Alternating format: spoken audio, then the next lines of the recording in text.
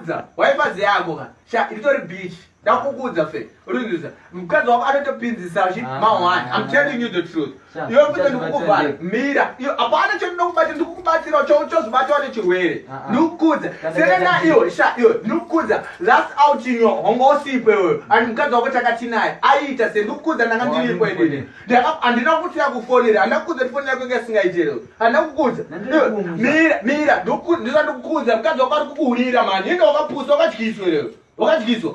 siyana naye ndikukudza sha is better ndotokutsvagira mukadzi atori naye sha you better leave it I'm telling you sha bring uya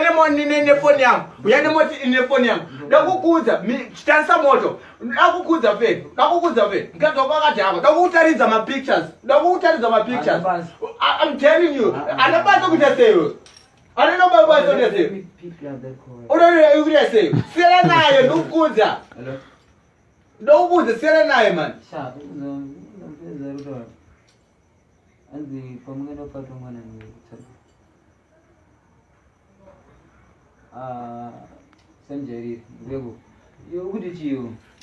I'm telling you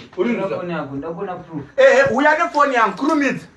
uya nefoni yangu ndakukutaridza kuti iweyo mukadzi wako iyoyo ari kukuhurira uri kuzvinzisa pese paunenge usipo anenge ane sha inini she even attempt uruzvinzwa but inini because I'm loyal to you I'm telling this as a friend uruzvinzwa apana timu rese ndikukudza ana Jimmy wakapinda uruzvinzwa ana Tina wakapinda ana Peter wakapinda ana Robbie wakapinda iwe utara kuti shiyo even Fleece akapinda utara kuti shiyo